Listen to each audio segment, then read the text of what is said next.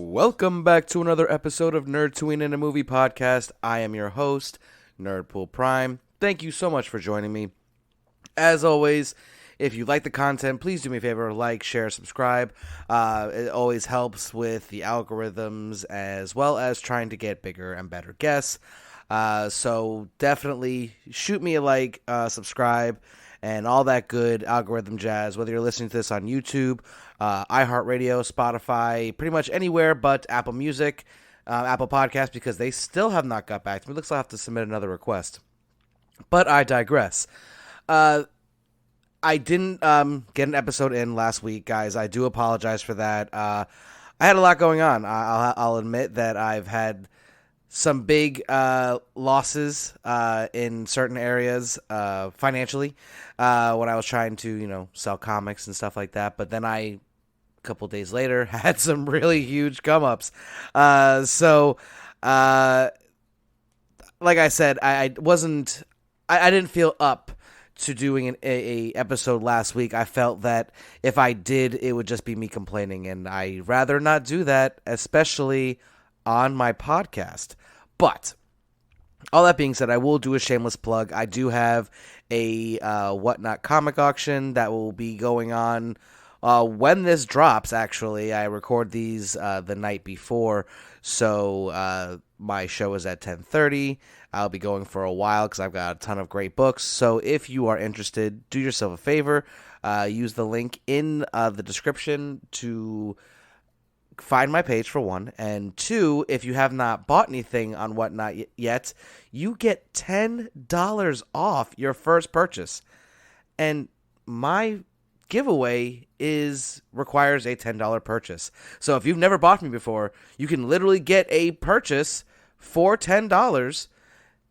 You'll end up paying the shipping. That's it. You could potentially win a book and then a CGC 9.8 Berserker number 3, 1 in 25. So, just saying. Shameless plugs aside, what a week for nerds. Holy crap. So, we got the first 2 episodes of Hawkeye.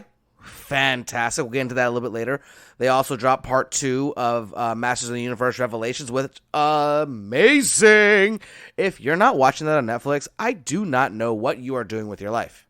Simple as that. Because Masters of the Universe was absolutely amazing. And then also we got the No Way Home trailer. Wait, was it 2 weeks ago now? Because I said I didn't do a video or an episode last week. But wow. What a time to be a nerd, ladies and gentlemen. This is, we talked about many of the years past were like the year of nerds, when Captain America Civil War, Batman vs. Superman, and all that stuff was out. We were like, yeah, this is the year. And then, obviously COVID changed everything in 2020, so everything was pushed back and moved. And then now, when you think about it, we have coming up soon. I mean, right now we've got, like I said, we got Hawkeye, which is absolutely amazing. And then a whole bunch of other stuff that's been dropping, like Masters of the Universe. But if you want to talk about strictly Marvel content, so we've got Spider-Man No Way Home, which I have to say this on record. I don't care how many times Andrew Garfield says he's not in No Way Home. I can only think of the Professor Snape scene. Don't lie to me. Come on, dude. Come on. Photoshop videos? Nice try. But I definitely think that we're going to get the first introduction into the live-action Spider-Verse. I've been hearing a lot of rumors recently that they are going full bore with the Sinister Six movie, which will spin off to the Craven movie, which will spin off to the Morbius movie, which will spin off to. Because there's also rumors that there's going to be a Rhino solo series, which I don't understand why, as well as a Sandman series, which I do get. That he's even in the comics. he was a very interesting character, but what they did with him in the Raimi Spider-Man movie was absolutely amazing.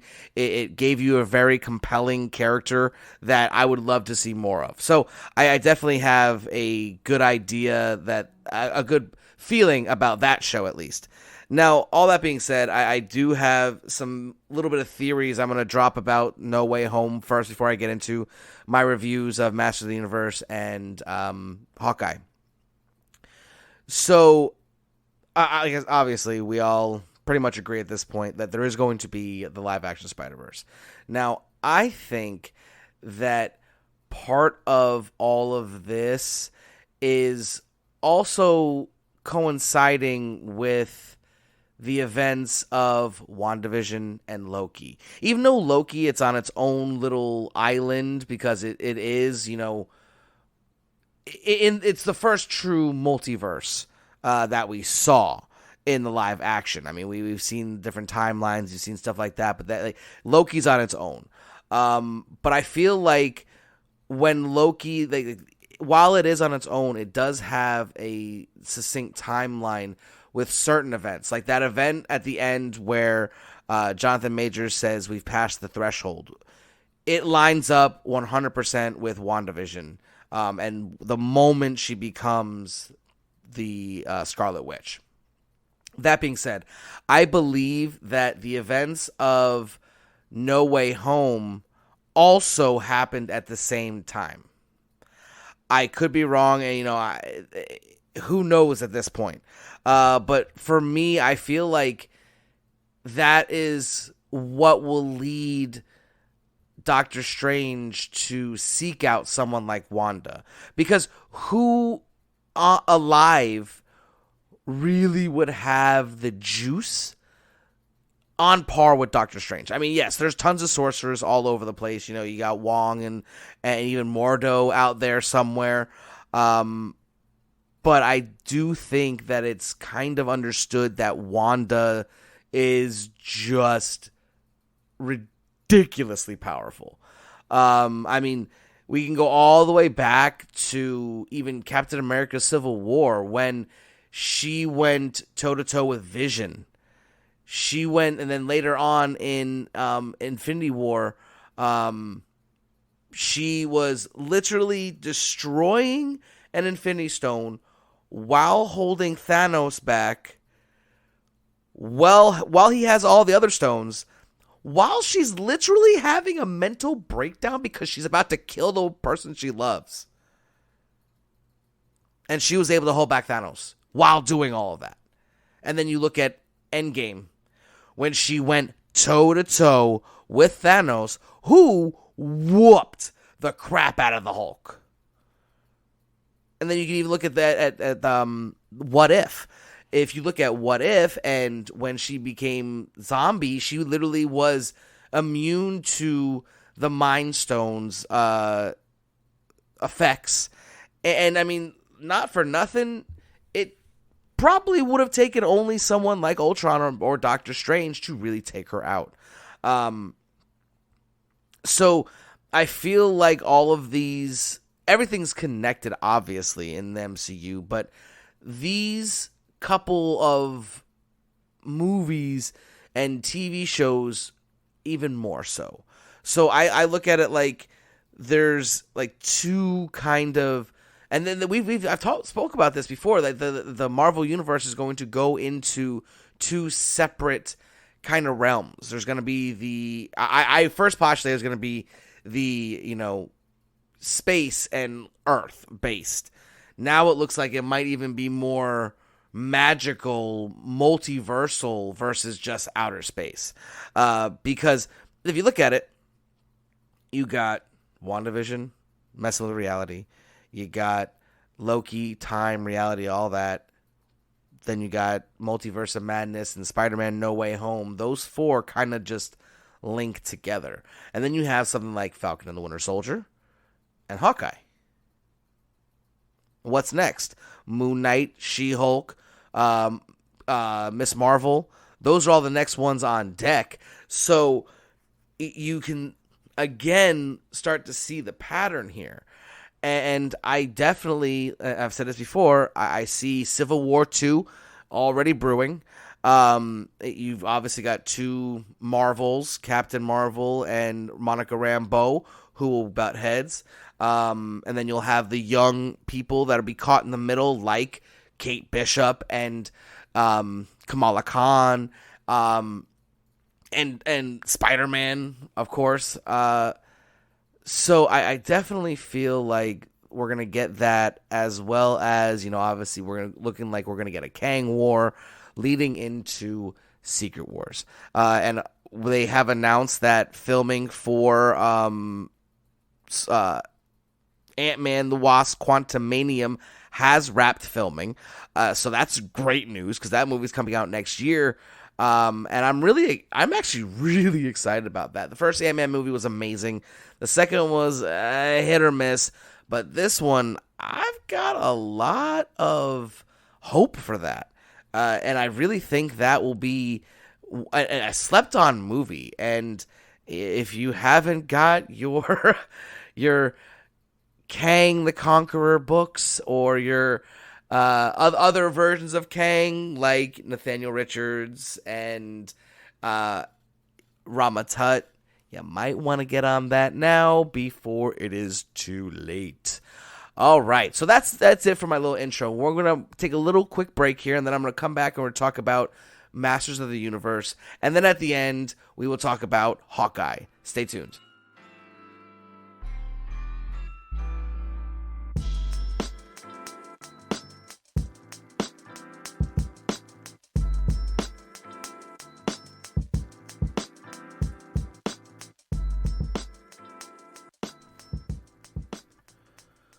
Welcome back. So, Masters of the Universe, Revelations, Netflix original, created by the unbelievable Kevin Smith. If you don't know who that is, then I really suggest you look into his body of work. It's absolutely outstanding.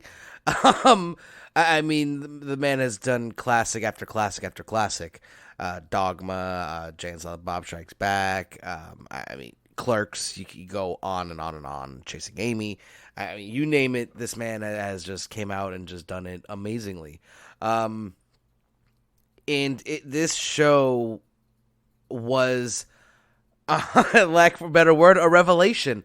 It was so good. The first part, there were scenes where I was up screaming, like cheering. There was times where I was crying, and it was just a tremendous accomplishment for what I remember. Like in He-Man, Skeletor never wins, and at the end of part 1, he did, and it really changed the entire makeup of the entire show. And you got to look at it, when you have someone as talented as Mark Hamill doing a voice like Skeletor, it kind of makes it really easy to have such a strong character, because he just commands that, like, when you hear that voice, while you know it's Mark Hamill, you don't hear Mark Hamill, you hear Skeletor, or you hear the Joker.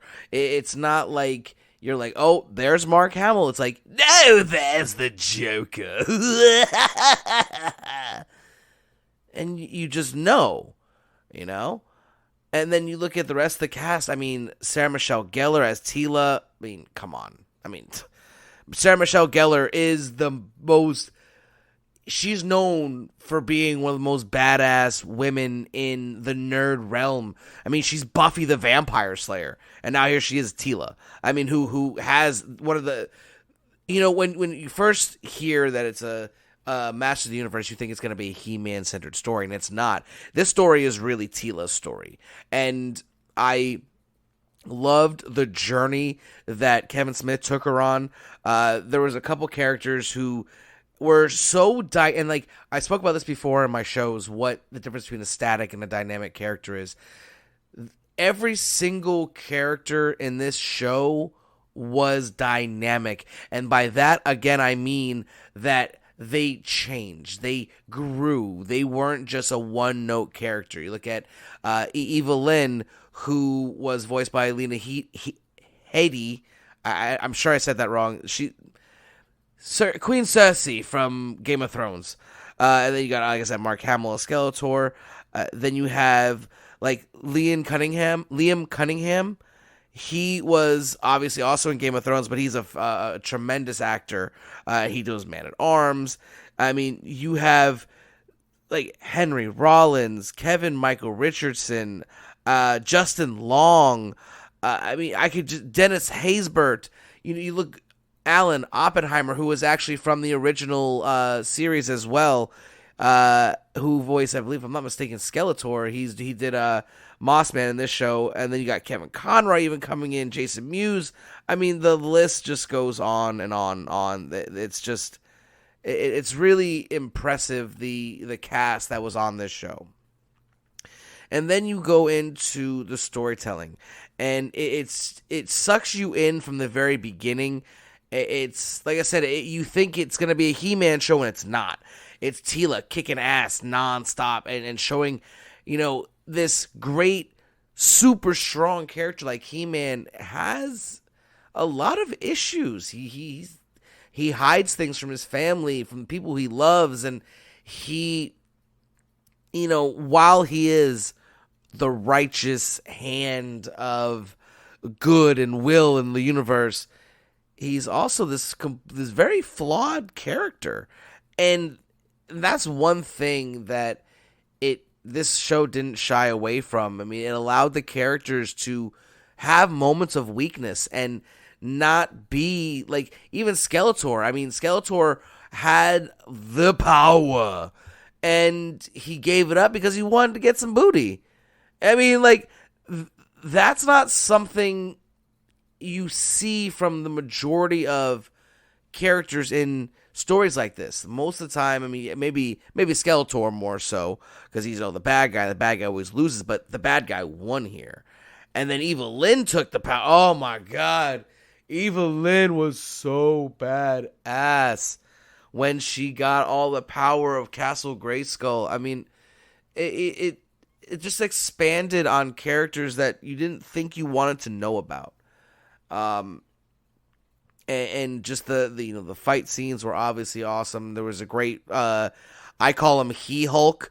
I know due to copyright law, they can't call him He-Hulk, but it was basically a roided out, Broly-esque version of He-Man, but just literally from start to finish, the show was just unbelievable. I watched the first part probably 4 or 5 times before the second one came out. I just watched the second one in one day. Like I completely ruined the I don't want to say the beauty of it, but I couldn't stop. I couldn't prolong it. I had to see how the story played out, and twist ending at the end. I'm not going to spoil it just in case you haven't seen it. Because honestly, I've only watched the second part once, and I haven't had enough time to really digest everything I saw. Like, that ending really threw me for a loop. I thought the ending of part 1 had me like freaking out. This one, it just came out of left field. I didn't know what to expect, and I was blown away. Every single time I thought I figured out like the next big thing, like something else came up, and it was just, like I said, Kevin Smith is just one of the greatest minds in entertainment, and I really wish that we could get him in more things. I mean, he did great, with when he did the stuff for the DC television series. But I want him to get give him a Daredevil movie. He wrote for Daredevil, at one point. So, man, can you imagine a Kevin Smith written and directed Daredevil? I would only have one request, that Ben Affleck cannot be Daredevil. He can appear in it. but he can't be Daredevil. But yeah, for me, it's one of the best shows we got in the last few years. Masters of the Universe, Netflix original, talented cast, talented writers, producers, everything. You will not be disappointed. It's a Nerdtooine favorite. Definitely recommend it, very much so. If you have not already watched it, go watch it. So we're going to take another quick break right here, and then we're going to come back. We're talking about Hawkeye, episodes 1 and 2. Stay tuned.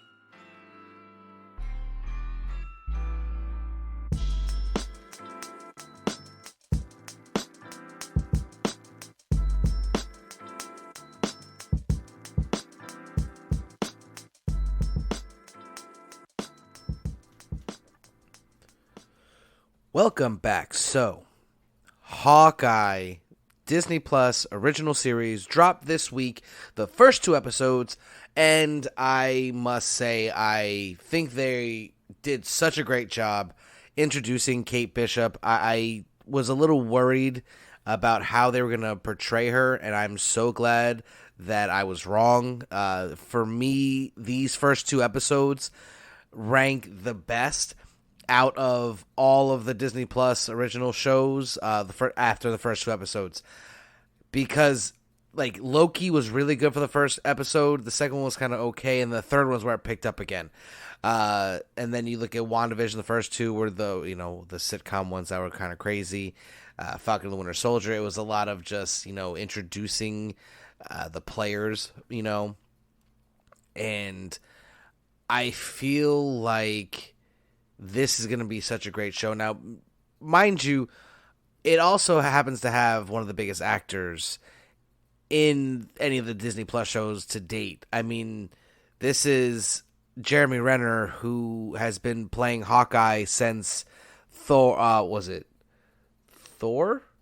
Yeah, since Thor, which took place. I don't even know how many years ago at this point. And, he's got a very successful career as an actor. Not saying that Tom Hiddleston or, even anybody else, Sebastian Stan, they're all great actors. But I feel like Renner is different in the aspect of the shows because he was in the movies way before his show came out. Yeah, same thing with these other characters, but not to the extent. Yes, he didn't have his own movie, but he was a part of the Avengers before the Avengers even existed. So his role as one of the focal characters in this show, I think, automatically takes it to a next level when it comes to content. And then when you have a character as unbelievably, let's just say, enthralling, or just you just get so hooked and in love with this character. Haley Steinfeld just did an amazing job because she kind of gives off this almost she's super confident but also self-conscious, and that's what someone, because she's obviously not a teenager anymore, but she's playing this role very well to where it's how teenagers are. They're super confident, but they don't know shit. That's kind of what she's portraying in every single scene, and it's fantastic. I absolutely loved, when she went to that dinner with her mom. She wore a black suit. Nah, I'm not wearing a freaking I'm not wearing a red dress. You can kiss my ass. I'm wearing a black suit. And it's just,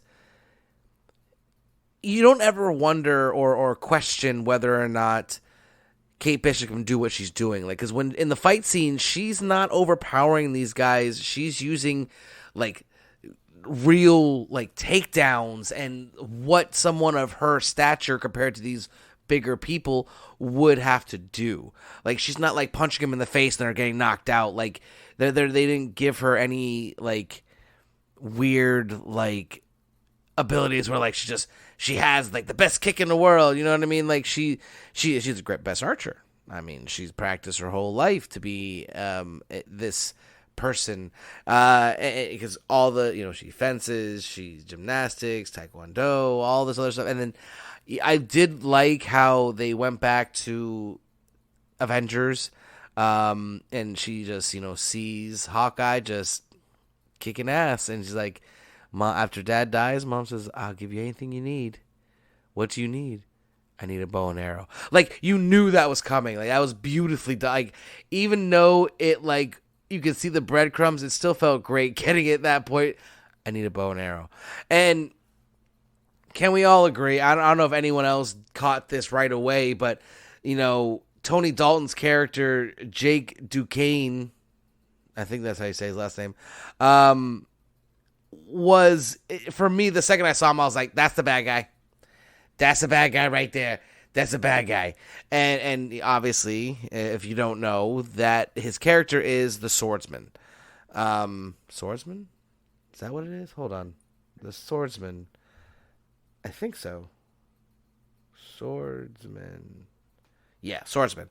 In the comics, he is attributed to be one of the people who trained Hawkeye. So I definitely see a flashback scene. I would really hope that they do that. That'd be amazing. Like, because Jeremy Renner has not seen, Hawkeye Clint has not seen that character yet, and I really think that it would be interesting if he went to him to learn how to be a swordsman, and that's a connecting thing that we'll see later. Obviously, it was also great to see the introduction of his hearing aid, because in the comics he's deaf. Because, I mean, I like how they was like, who knows at this point what it was? It could have been the explosion. I think it was the explosion in Endgame that really did it. Like, his hearing may have been an issue prior, but it really, really had a bad day when Thanos blew up the entire Avengers mansion with him inside it. And all the other Avengers, but him too. And, there's something so lovable about his character, because he is human. He's just an exceptional human. And, in Age of Ultron, when he's talking to his wife, he said, do you think they don't need me? And she goes, no, this team of gods does need you, and that's scary. And it's true, and I really think that Hawkeye's run as an Avenger is over. I wouldn't doubt he would show up here and there, but I think this is his last hurrah. I think by the end of the series, he's going to hand off the mantle of Hawkeye, and gonna bring her to, I don't know, maybe Bruce or whoever is, running the Avengers or whatever they are at this point, because she's definitely gonna be a focal point in the MCU for a long time. And here's another character from the Young Avengers that is being put to the forefront. There's an interview, they asked her if there was a Young Avengers series in the works, and she turns and looks at Kevin Feige, and he gives her this look like, if you don't turn around, I will kill you. And it's very telling. We've been postulating on a Young Avengers for a while now. I definitely think it's the smart way to go. Instead of having a full-on Avengers with the old crew or the old guard, let the young kids get their shot. Now, there wasn't really much, I would say, that was, too vital to the story. The one thing that kind of got me a little bit, though, is I didn't know Hawkeye's sword was retractable. I watched Infinity War, or no, Endgame the other day, and he had it in a sheath. If it's, retractable, why did he have a sheath? Just saying. Because I don't remember it being folded up in the in the other movies, but I digress. That's not that big of a deal, really. But yeah, the introduction of the Tracksuit Mafia, and of course we finally got to see Echo. Besides that one little clip that we saw, I do think that they're making a point to have her debut in red, like with red light, to signify the connection to Daredevil. I've also seen a lot of rumors recently about Kingpin, Vincent D'Onofrio from the Daredevil show showing up in Hawkeye, and apparently the quote I read is that it's going to make a lot of nerds weep with joy, because apparently he's like full blown like fat suit, like white suited, like straight out the comics. Like, I loved Vincent D'Onofrio's take on Kingpin in Daredevil. He was absolutely amazing. He was a little excuse me, thin for Kingpin. Kingpin was a monstrosity of a human being, and I would really hope that they do that. I mean, if he comes in a fat suit and is in this like all white suit, I'm gonna lose it. You want to talk about a grown man cry? Yeah, I would be crying like a little girl who just got her first dog. Like, like I will be just absolutely floored if he shows up like the comic book Kingpin, because his acting is just absolutely phenomenal. So add that like super authentic, comic book accurate suit on top of it. Hawkeye will be the best series that they've put out so far. I that's the case. If that's the case, so we got the first 2 episodes already. So next episode obviously debuts on Wednesday, and I have a 48-hour spoiler ban. I do not post anything regarding the episode for at least 48 hours after release. I would hope and I would plead that everyone else would do so as well. There are some people who just can't watch it when it drops. I don't have the ability to watch it at 3 a.m. when it comes out my time, because I have work the next morning at 8 a.m. So I can't really, wait up till 3 a.m., watch an hour-long show, go to bed, and get up in time for work. I just can't. So what I do, I wake up early and watch it. Not everyone can do that. Like, I'll go to bed early on Wednesday night, so Thursday morning I can wake up about 2-3 hours early and make sure I can watch the episode. Because I obviously have a podcast. I have multiple Instagram accounts, Marvel account, and everything. Marvel 2K21, Nerdtooine, my for comic auctions, Nerdpool Reborn. So I have to be on my phone. I have to be on social media posting my stuff. So I can't risk myself getting spoiled. Now, to be honest with you, I search out leaks. I am dipping my toes in the leaker community. I have a few sources that have been pretty spot on. So I don't get spoiled myself because I'm already looking for it.